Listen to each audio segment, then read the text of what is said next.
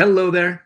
I hope you are doing fantastically well, having an amazing week, and are all set for a beautiful weekend.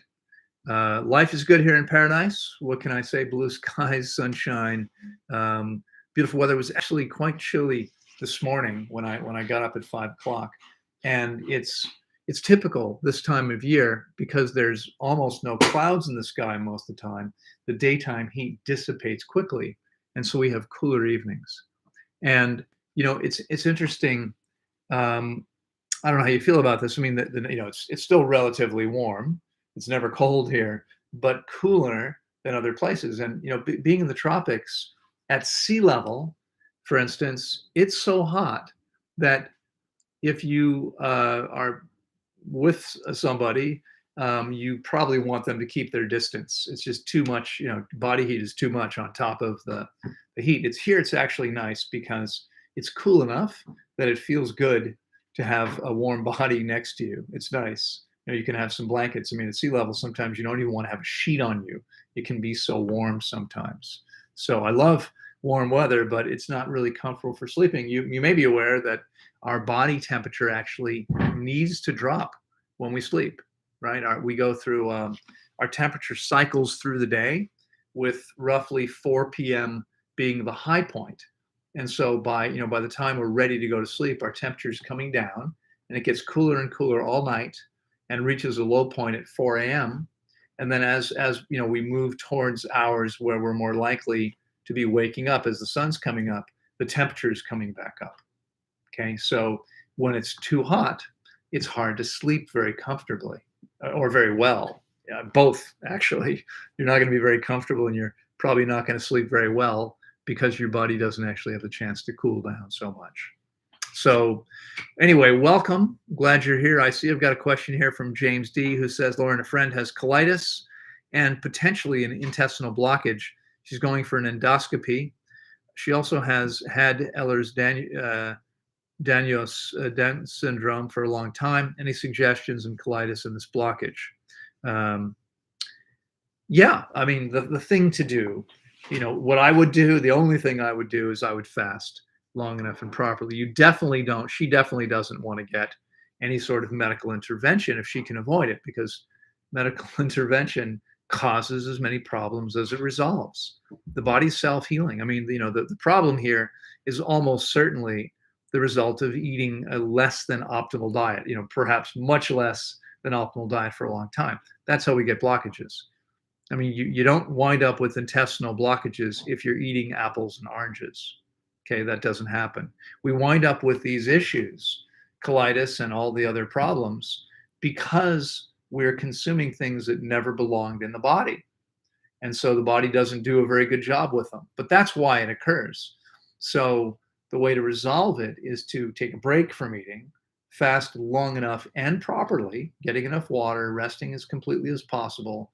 We see these kinds of things. We have nearly 100% success healing colitis when people fast long enough. Typically, at least with colitis, I normally recommend at least 26 days. Each case is different, but with most people, I'd recommend going at least 26 days, because it can take a little longer to heal than some other issues. I mean, hypertension in 21 days, virtually everyone's below normal blood pressure. But colitis and any significant lower GI tract problem, whether it's Crohn's disease or irritable bowel syndrome, typically wants a little bit more time fasting to heal as completely as possible. Okay, that's typically what happens. All right, got some more questions here, comments. Amir, hello there, good to see you. If your clients fast properly at, what is that, and why can't I move it? There we go. Okay, at what day does the old stuff usually start absorbing water? Usually on day 4 to 5. Seen as fat by the bioscale. Does it keep absorbing water every day at the same rate thereafter? No, it doesn't. It changes. The rate at which it absorbs water depends on many other factors, including how much water you're drinking. But even if you're drinking the same amount of water, the body has competing needs for water. There's many different things the body's doing every day with the water coming in. Replacing blood. 2 million blood cells every minute are retired by the average body. Okay, this is what science says, 2 million blood cells per minute. Okay, And so in order to replace them, it needs to have the raw materials. Blood is mostly water. So if there's not enough water, the body can't replace those blood cells. The body wants to hydrate itself. It wants to hydrate this old material. It wants to detoxify through the skin, through the mucous membranes, through the breath, and through the colon. All of well, that's what we talk through urinary tract. There we go. So each of these channels also requires water. So how much water is available to the body to hydrate old material varies from day to day, depending on what else is going on. Okay, so no, it's not a constant rate. Boris, hello there. Do you ever get desire to spend some of the year in more colder climate? No, never, never, ever. Again, where I live at elevation, and it's on purpose. I mean, when I first went looking for my first place in Central America, I've been here now 17 and a half years. I was looking between specific elevations, and we wound up settling here at 2,600 feet above sea level, something like that. This, it's in that range I wanted to be in because it's cooler than at sea level. It's warm enough. I'm in shorts and flip flops almost every day. We can grow almost all the fruits here, but it's not nearly as hot as sea level. If you go high enough, it gets pretty chilly, and I wouldn't want to be there. But here, it's not an issue. So no, I mean, it's if it were super hot here, honestly, I wouldn't want to live here. I wouldn't live in a place that was so hot it was uncomfortable most of the time. Here, it's rarely hot enough to be uncomfortable. I mean, the weather here is practically perfect most of the time. Now, this last rainy season, we got way more rain than usual. It was a little chilly and damp, and it wasn't as nice as it usually is. But that's the first time I've seen that in 17 and a half years. A couple days ago, we had 90 minutes of rain at night. This is the dry season. And I've never seen this kind of rain in January. It's my 18th January here. I've never seen that before. It was kind of crazy. I mean, like, we were really amazed by what happened. Now the garden's happy. The fruit trees are happy. So it wasn't a bad thing, but it was a bit of a surprising thing. But generally speaking, the weather's pretty predictable. And no, I'd have no desire to be in colder climates. I am sometimes in colder climates. I spoke in Stockholm in December. I guess it was 3 or 4 years ago. I kind of lost track now, but it was shortly before the pandemic. So at some point, whatever that year was, that was 2019, I think, December 2019. So 3 years ago. I was in Stockholm in December. It's kind of chilly there. It was fine. I mean, I'm okay. I mean, I do okay with cold weather. I think I was at least as comfortable, if not more comfortable, than my friend, the woman who organized events for me there. Was a client of mine. She's been a good friend now for several years. She grew up there. She's lived most of her life there, and I was more comfortable than she was. Circulation, my circulation's quite good. So I don't have a problem with cold weather, but I don't like it. I'd rather be in flip-flops and shorts. This morning it was cool enough. I put on a pair of blue jeans and some light shoes and socks. I took them off a little while. I didn't need them anymore. I'm like, okay, gone, right? As soon as possible, I want to take that stuff off. And I want myself and my body, my feet, everything to be able to breathe as much as possible. So we don't walk around naked because I don't think the staff or the clients most of them would appreciate that. I'd be okay to be naked most of the time, but I'm not really sure that would be a very good idea here. I don't think that's going to work so well. All right, so we've got some comments here. A comment, at least. My Spirit Diary 111 says, I've been on a 5-day liquid fast, out of which for at least 36 hours I've been on water. I haven't pooped at all. Is that okay? Well, I don't have enough information to answer your question, unfortunately. If before going to water for 36 hours, and first of all, if you mean you haven't pooped in 5 days, and you were consuming smoothies or juices before, then there probably should have been something. and it probably tells us that your system's a little backed up, but I don't really have enough information to answer your question. On water, for if you stop eating food and go onto water, most people will have bowel movements the first couple days, but not always, and it's okay if they don't. It's not the end of the world. Now, you're not asking, but I'll volunteer since you're here. I can only assume you're interested in what I have to say.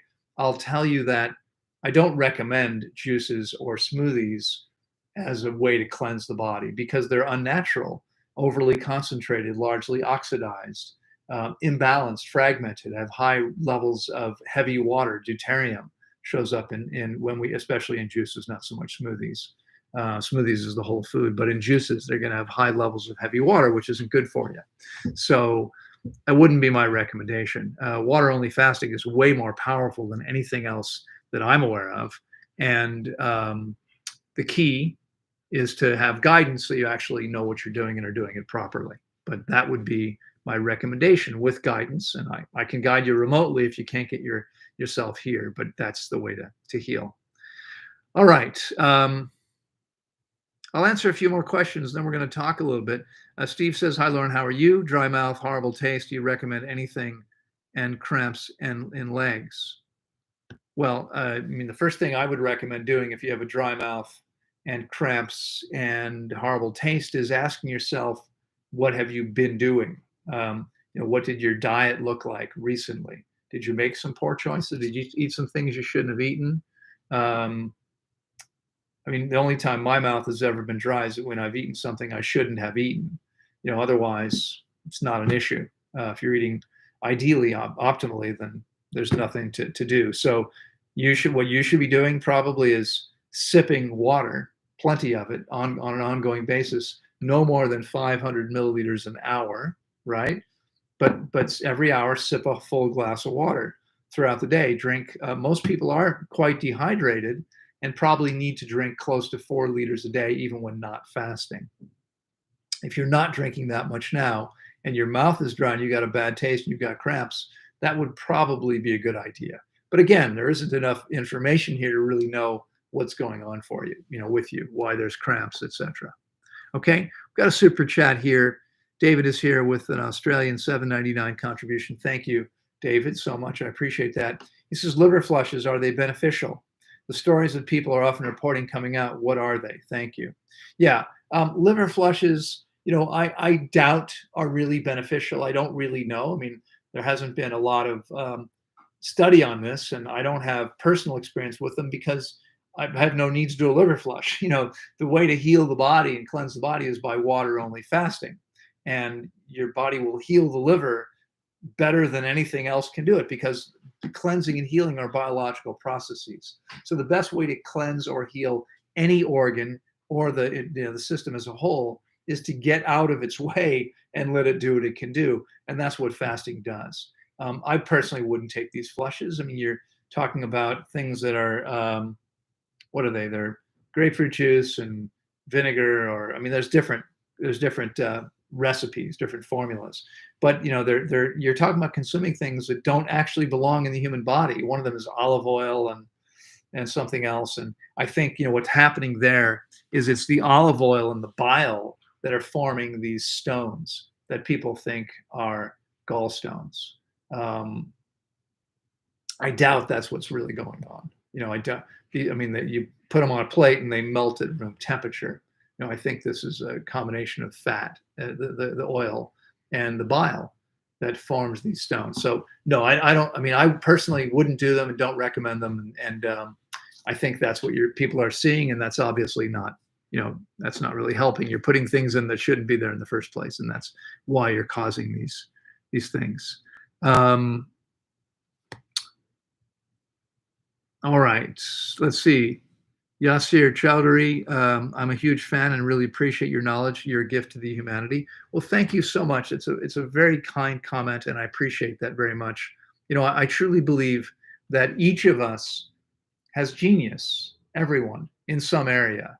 That everyone can be a gift to humanity if they're willing to do what they're passionate about, to use their gifts in ways that can benefit other people. And even someone who, let's say a musician They're passionate about music. Most musicians are, and they spend all their time and energy playing music.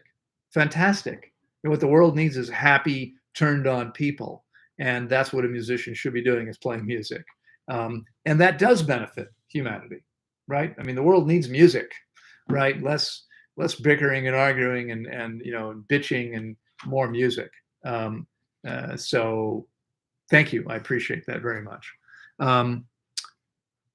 Okay, I'm probably going to murder your name. I apologize.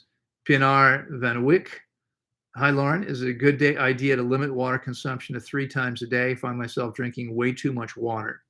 Okay, no, it's not a good idea to limit water consumption. Ideally, what we want to do is get to the place where we're able to listen to our body, and that means we're drinking when we need to drink. We're drinking when we actually need water. Now, most people aren't in touch with the body's messages, and therefore aren't very good at gauging how much water they need. Most people, in my opinion, need to drink 3 to 4 liters a day, as I've already said. So when you say you're drinking too much water, I don't know what that means. Again, I can't comment because there isn't details here. By the way, for all of you guys, I'm happy to answer your questions here. It's what I do every week now for 5 or 6 years, I think. I don't keep track, but I think it's at least 6 years. But sometimes I really, there isn't enough information or time to fully explore what's going on for someone or what they need to do. Remember, I do offer consultations. You're going to pay for my time. My time is very valuable to me. Some people think it's too expensive. All I can say is, I've helped many, many thousands of people. And if you want to spend an hour with, and I don't do less than hour-long consultations anymore. But that's, we can set that up and can probably help you that way. But in fact, you can get to a place where you can actually measure your hydration and see what's going on there, see where that water is going. Okay. Yasser Chowdhury says, I have lymphoma, fatty lumps, lipomas, fatty lumps all over the body. Is it possible to cure it with fasting? Does water fasting really help curing lipomas? Yes, absolutely. Again, let me be clear that I'm never going to say to someone with lipomas, I guarantee your lipomas will disappear. Why not? I mean, if the body can eliminate lipomas, with fasting, why not? Well, because the body can eliminate lipomas. Your body may or may not eliminate lipomas. Why wouldn't it? Well, lipomas are typically benign. That is, they're not dangerous. They're not cancerous. They're not really a threat to your health. In most cases, they can, I think, perhaps become problematic, but they're typically not. And so if your body is dealing with other issues that are more important, it might not put much energy into dealing with the lipomas. Okay? So there's no guarantee the lipomas disappear while fasting, because your body's going to put its energy into whatever is the most important for your body. The body doesn't really care what you want. The body knows what's most important to the organism, and it's going to focus on that. And so that could look like your lipomas disappear, and it could look like a lot of other more important things happen, and you still have lipomas when you're done. There's no way to say. I have a video with a guy from Norway who came in with so many lipomas, it was impossible to count them all. And just by looking, it appeared that roughly half of them were gone. I mean, there was a lot less. Again, we didn't count. It would have been thousands of them. They were everywhere, but there was a heck of a lot less of it by the time he was done. I think you can go to my YouTube and search for it, but I think it was 26 or 30 days fasting. I don't recall now. Okay. But yes, amazing benefits. All right. Beauty Matters is over here. Beauty Matters at Blanchardstown. Hi, Loren. Does fasting help to get rid of gut bacteria like H. pylori? Yes. Fasting allows your amazing body to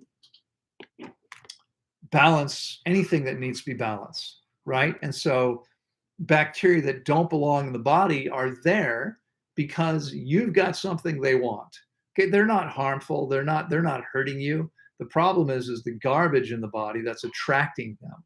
Okay, and so when we give the body the chance to clean out all the garbage, once that garbage is gone, that particular bacteria has no interest in being in your body, and so it goes away.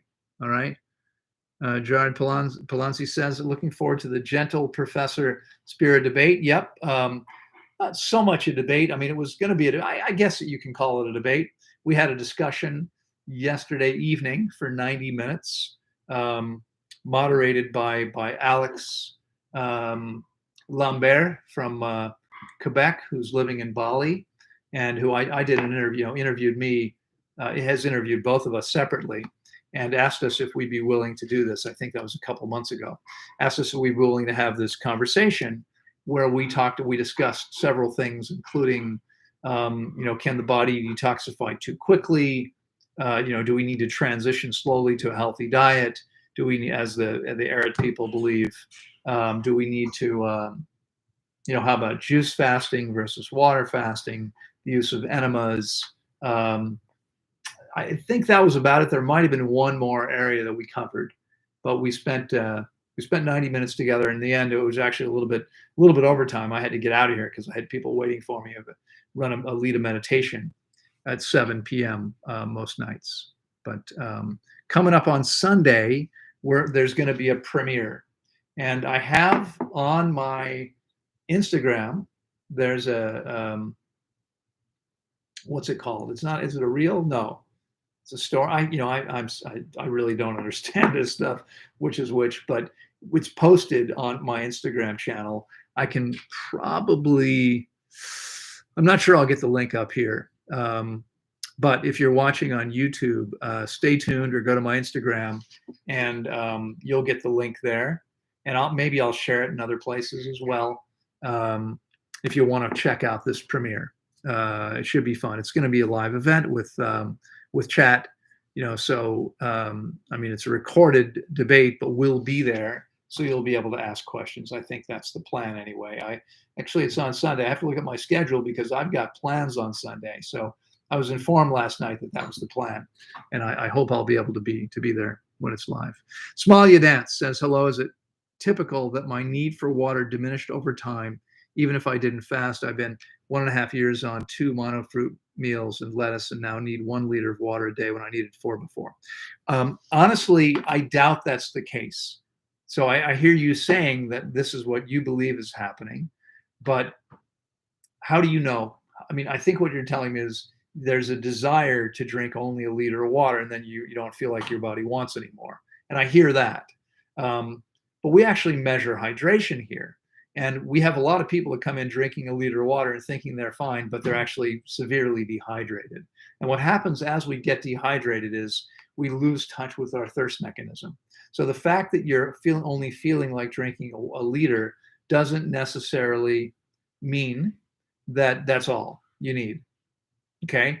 It's not necessarily all you need. I'd be shocked if that was all you needed.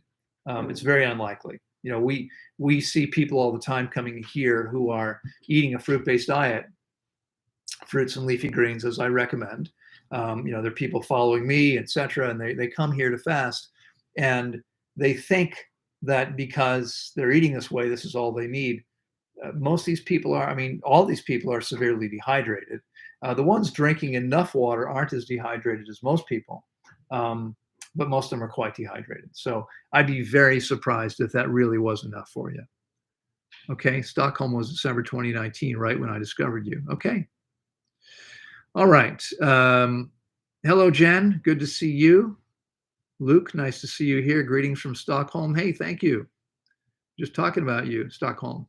Saw your Robert Lockhart dry fasting video. Right, that's right. I recorded that from a beautiful house on an island outside of Stockholm.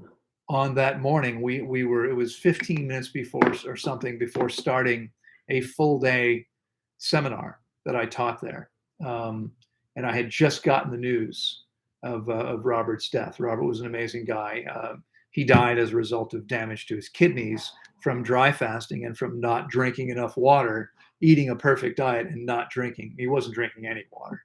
He was one of those people who believed he was getting all the water, and he thought he felt fine, right? So here's the thing. Here's a guy who would say, no, I don't need any water. I'm hydrating by eating the way I'm eating. But he wasn't. He was actually damaging his kidneys, and his kidneys eventually shut down. So, you want to be super careful. My recommendation would be Smile You Dance, come fast with us or work with me remotely.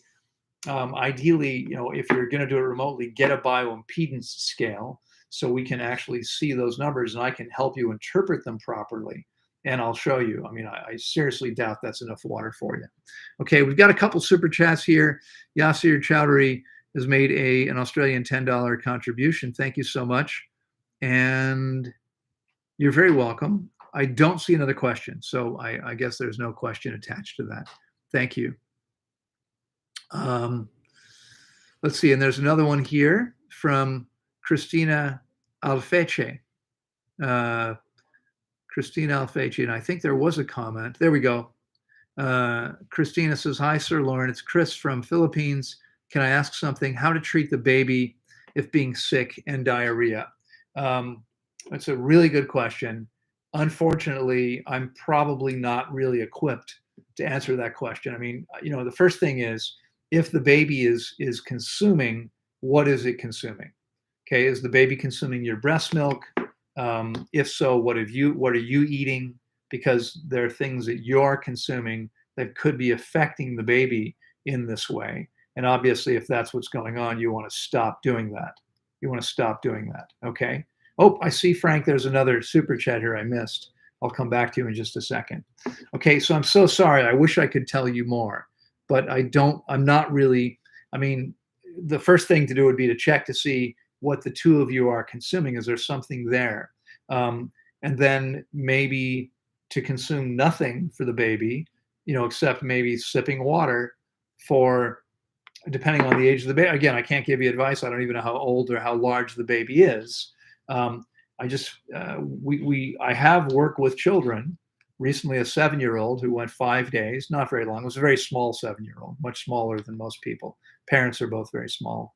And 5 days, only water. And, that's that. I mean, the baby might only need 1 day, depending on its age.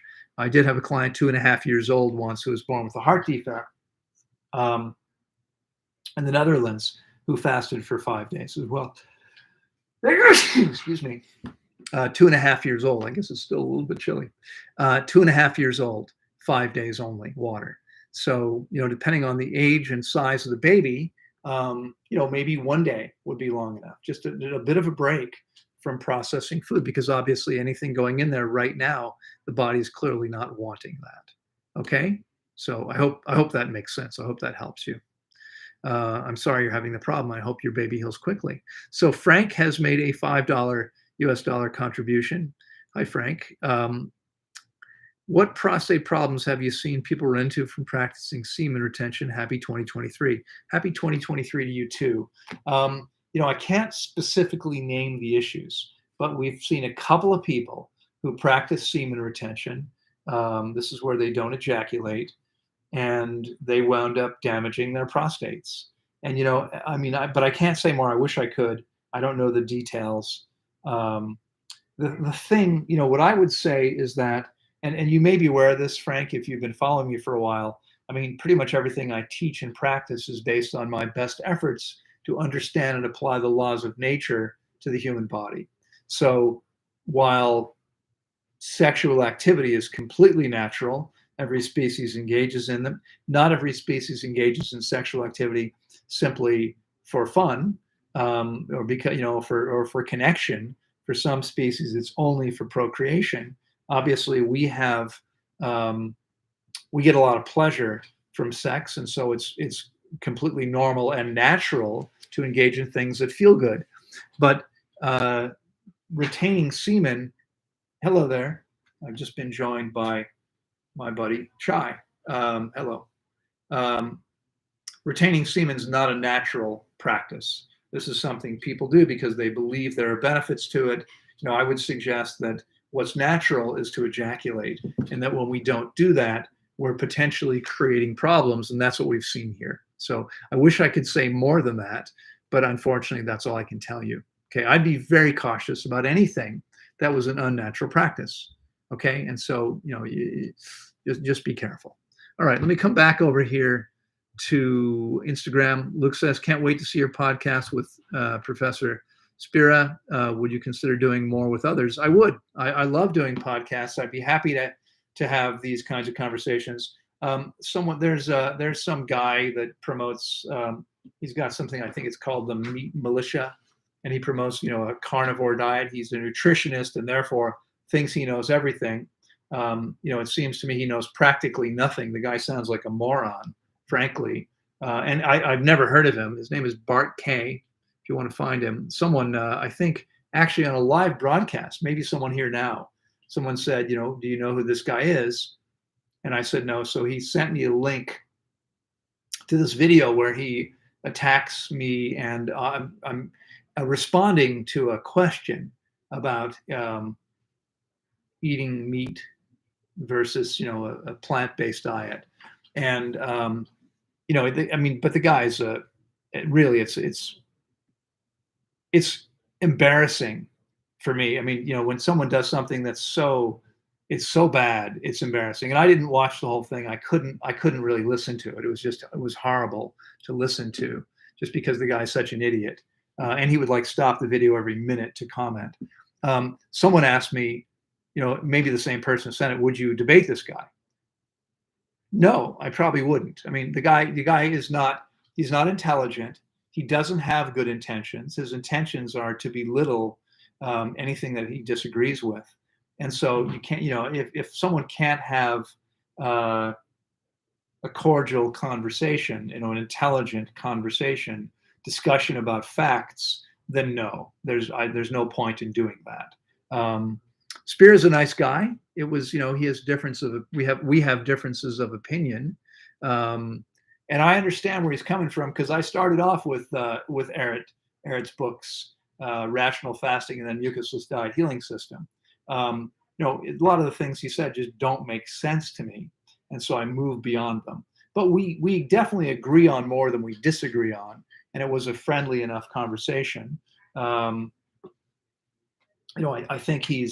think there's errors. And here's a guy who's, I don't know, I think he says he's 20 years following Eric's work, and still eating cooked food every day. He says the goal is fruit, but I'm like, well, how long does it take to get there? Because I changed overnight, literally, something that they say you can't do. I did it. I know many of my clients have done exactly the same thing, and we've all been fine. There's no problem. I mean, you're going to detox a little faster that way, but there's no reason you can't do that. All right, Fruity Healing says, greetings from Stockholm. Do synthetic clothes get destroyed in the tropics? I don't own any synthetic clothes. I don't know. I don't like the way synthetic fabrics feel. So I don't have too many. Bathing suits are often made of synthetic materials, because materials like cotton and hemp don't dry very quickly. I do have cotton bathing trunks, and I have a pair of hemp bathing trunks. I was wearing a pair at the beach the other day. I looked at it, that it's a company called Visla, and they have a fiber that they call it polyester, but it actually comes from coconut. I think, if I remember correctly, it's coconut or banana. I think it's coconut, but it's a nice feeling fabric. It also uses some recycled polyester, but bathing suits, again, I mean, they're materials that you want. I prefer the cotton ones are pretty light. The hemp ones are a little heavier. They don't dry very quickly. So I don't know about you. It's nice. It feels better for me when the bathing suit dries relatively quickly. And that's one of the advantages of using synthetic materials for bathing suits. But other than that, I don't really have any. This particular shirt, if I remember correctly, is actually banana. This comes from banana, minimally processed natural material. I have a lot of organic cotton and hemp and linen, but I don't really own anything other than the bathing suits. I think that's artificial. I just don't like the way it feels. Okay, so I'm sorry. I wish I could tell you more, but I don't know much about that. All right, no worry, Luke. I know what you meant. Cool, thank you. You bet. All right, is fasting better with distilled water? No, nothing's better with distilled water. Distilled water is unnatural and doesn't exist in nature. It's not rain. Rain is not distilled water. Fruit juice is most certainly not distilled water. Urine is anything but distilled water. Urine, contains hundreds of toxic chemicals, up to hundreds, or like more than 300 toxic chemicals can show up in urine. So, there are people out there that say that this stuff is distilled water. No, distilled water is just water. And that's unnatural to us. We're meant to be drinking the perfect water that comes out of the ground. This is spring water that bubbles up out of the ground here, and it does contain inorganic minerals. And that's not a problem. The longest lived people on the planet, the blue zones, none of these people drink distilled water. Okay, all of them drink the spring water and stream water on their land. Okay, perfectly fine, living longer than anyone else on the planet. It's still I would personally never consume distilled water unless I was literally dying of thirst, and that's all there was. Okay, it's not fit for human consumption, in my opinion. Not something I would ever consume. All right, I hope that helps. You know what? It looks like we're just doing questions today. Sorry about that. CSAC 793.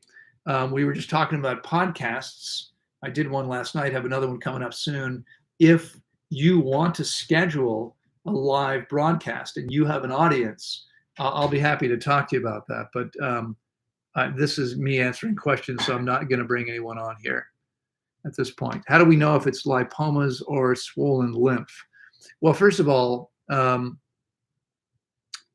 only going to see lymphatic swelling at lymph nodes, and lymph nodes are the primary lymph nodes are under the arms, in the groin, and around the neck, here, and quite a few back behind the head in the neck. So, if lipomas are all over the body, on the back, for instance, that's not lymph, that's a lipoma. Either way, the thing to do is the same: fast. Okay, it doesn't matter which it is. I mean, I would fast either way. If I had a swollen lymph node or if I had a lipoma. We had a client whose lymph nodes do sometimes swell while fasting. Sometimes they're already swollen. Sometimes they swell as a result of fasting. I have a young man fasting with me. Actually, he just completed his process, a 42-day process, 30 days fasting, 12 days feeding remotely. About, I want to say maybe 10 or 14 days into the fast, less than halfway through, he got a lymph node swollen on his cheek, and his face became, a lot bigger on that side, twice the normal size. He was fortunately, he was coachable, willing to relax. It was painful, but it healed all by itself. And by the time we were done, it was, completely perfect. That's what happens. Fasting is the way. All right. You're very welcome, Yasir. Joel Steingold says, "Hi, Loren. Just found your channel and I enjoy it very much. Are you familiar with Wim Hof, who does the cold water immersion? What do you think of saunas and cold dips and contrast showers?" Yes, I'm very familiar with Wim Hof and his work. Actually, I have a volunteer who's been here for 7 years that did a lot of work with Wim Hof in person, knows him quite well. By the way, would say that Wim Hof hasn't aged very well. If you look at him, I don't remember now. I think he might be a little bit older than me.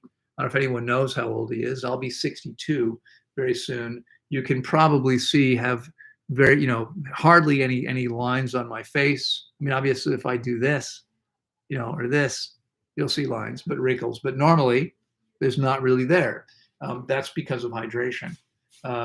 So, he claims that he's found the key to health by exposure to cold, etc. I don't think so. I'm not enamored of it myself personally. I believe that the best we can do is what's natural to us.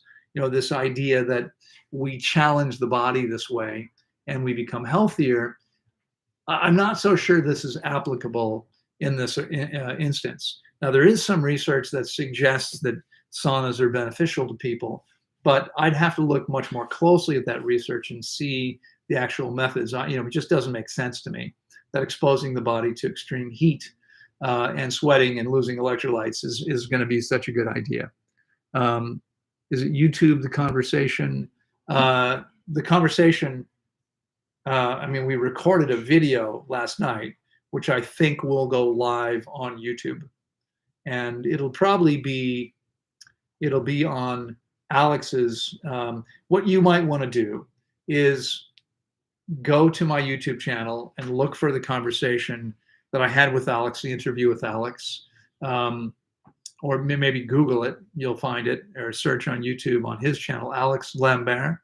I think it's called Light Leaders. I think he calls the channel Light Leaders, and that's where it'll be. It'll be on that channel. So if you can find the last one, that's where this one will be.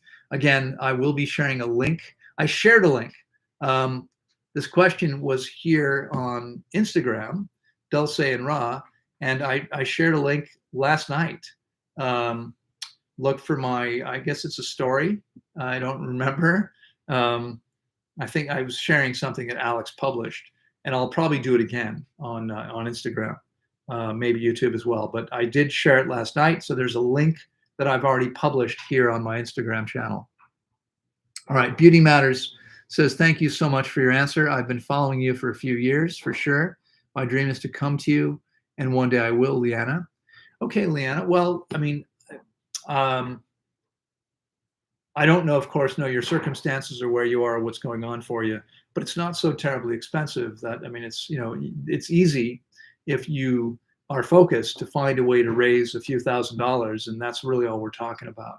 So we have people all the time who come here that really couldn't afford to come here, but they found a way somehow. They got creative and found a way to make that happen. All right. All right. Smile, you dance. Good. Enjoy.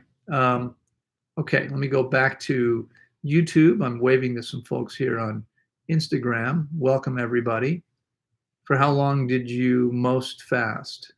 My longest fast is 21 days, but I've fasted more than 40 times. When I started fasting 35 years ago, I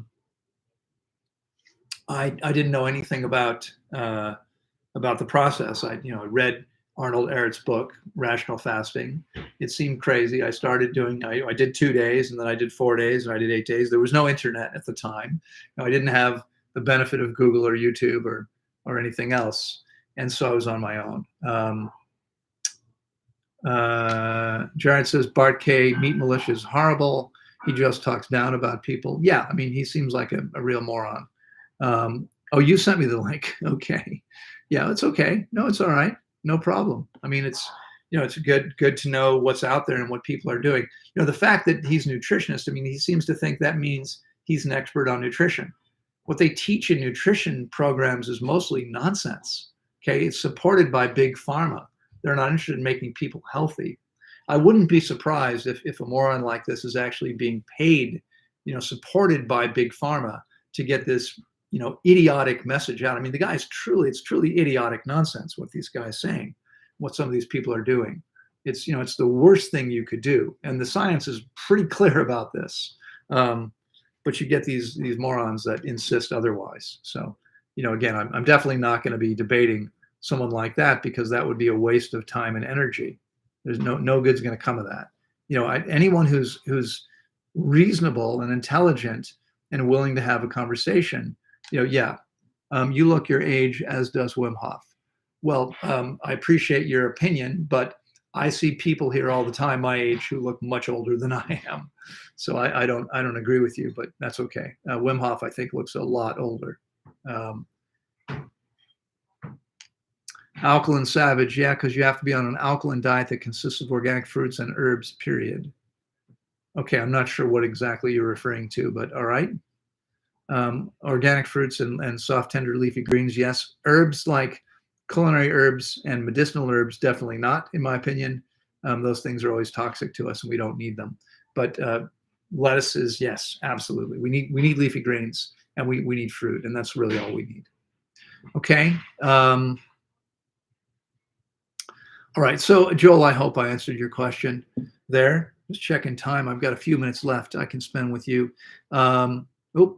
Big jump. What happened? Well, I see I've got a super chat down here. It's Ann Borsma. Ann, how you doing? Always nice to see you in week 4 of my 6-week program. Feeling awesome. Fantastic. So Ann is someone who recently fasted with me and is now completed the refeeding process, is 4 weeks into the 6-week period afterward. Always nice to see you in week 4 of my 6-week program. Feeling awesome. Greetings from Ann from the Netherlands. Okay. Awesome. Fantastic. I'm going to scroll back up because I think I left, I jumped down here when I didn't mean to. What could be the reason for feeling weak, especially when being with lots of people? Thanks. There could be lots of reasons for feeling weak. Charlie, I can't, I would, yeah, Charlie, I would have to know much more about what's going on to answer your question. I'm sorry. I wish I could tell you, but you could be dehydrated. You could be detoxing. You could have eaten something that your body isn't happy with. You could be, I mean, it's pretty impossible. It's pretty difficult to be too low in protein, but it could be that your body is, maybe you're deficient in something. Did I say that? You could have deficiencies because your body's not working very well. There's a lot of ways this could happen. Do your clients need to increase their water intake on days they have ongoing vomiting to compensate for the fluid loss and decrease their water intake the next day if vomiting stops? Each case is different. We have to see what's going on. Okay, I can't just say yes or no because each case is different. Some water tastes better than other water. I like rainwater. Well, rain is okay. As Bjorn, as a certified permaculture instructor, I can tell you that the official word from permaculture is that because clouds of pollutants can travel thousands of miles across the sky, you don't want to drink rainwater without filtering out the toxins because it can be actually quite toxic. I mean, even here, I live in the forest in a place where the air is pristine and there's no pollution. There's very few vehicles. There's no industry of any kind. Hardly, most people don't burn anything here most of the time. We sometimes have a bonfire, but that happens a few times a year. The air is very, very clean here. And yet the water can be, the rain can be falling through all this garbage. And so you want to be cautious about drinking rainwater. All right. As it God bowl. I'm sorry, I'm probably not pronouncing this correctly. What's your experience with doing Reiki or pranic healing while fasting? Does it make it better? Generally speaking, the body doesn't need us to do anything when we fast. We can just rest completely. But sometimes people have pain. I mean, I offer Reiki here, just a few minutes. I don't do a lot of sessions because I don't have a lot of time to do that. I'm so busy working with clients directly on, coaching, etc. And responding to emails and all the other things I do in the course of a day here. But if I've got a client that's in pain, I might give them a few minutes of Reiki, and usually the pain almost instantly feels better. So, it's a powerful tool, and it can be used in certain situations. Ultimately, the body has to be able to heal the body. Okay, we can jumpstart a body that has very low energy, but ultimately, if the body doesn't take over, then we're not going to see the long-term benefits. Okay. James D says, reflecting on Jeff Juice's first fast, would an enema kit be required for remotely supervised home fast in case there's an issue passing large material? What other materials required? Well, it's probably not a bad idea to have one on hand. It's pretty rare that we need them or use them, and I certainly don't recommend them most of the time. Jeff's situation was quite unique. We don't see things like that very often. So I wouldn't worry too much that because that happened to him, it's likely to happen to you. It's not. It's quite unlikely to happen. And it's something we rarely, if ever, see. All right. We have another chat here. Super chat. Martha is here. Have fun this weekend. Thank you so much, Loren. Thank you so much, Martha. I appreciate very much. $35 contribution. It's very generous, and I appreciate that. And how we doing? I see I've got just a few minutes. I'm going to have to stop and pee and check in with my staff. So we're going to probably end it here because I've got a call in just a few minutes. I hope you all have a fantastic weekend. Enjoy yourselves. Take care of yourselves. I'm just noticing a comment here from Healing Leaf. Says, every time I fasted, I had strong acid reflux. I can't swallow my own saliva, and it's hard to drink water. What do you think this is happening? Well, this typically happens, I believe, because of the presence of a lot of old hard material high in the digestive tract. And fasting is the way to get rid of this. You just need to do it properly. Probably would be better off with guidance as everyone else. Wim Hof is 63. So Wim Hof is a year older than me. My opinion is he looks a lot older than that. My guess is, unless I get hit by a truck or have a motorcycle accident, I'll probably be around much longer than he will. But that's. I mean, I'm guessing. I'm speculating. I mean, he doesn't eat optimally, and it could be that his exercises coupled with an optimal diet would be very powerful. The guy who was practicing them no longer does. Um, Colonoscopy. No, thank you. I'm trying to quit. Colonoscopies aren't going to be such a good thing. Not so beneficial. You're very, very welcome, Shri. Good to see you here. I will see you very soon in person. Thanks for responding. Grateful for all the knowledge. You're very welcome. Welcome, everyone. I'm glad you're here. If you have found this beneficial, I've got 15 thumbs ups here on YouTube with 52 people currently here. Folks, if you find this information useful, if you think this is beneficial and would be helpful to other people, hey, how about giving it a thumbs up? Okay, can we do that? If you're here with me on Instagram, maybe give it a like. If you're not already subscribed to my channels or following on Instagram, maybe you want to do that.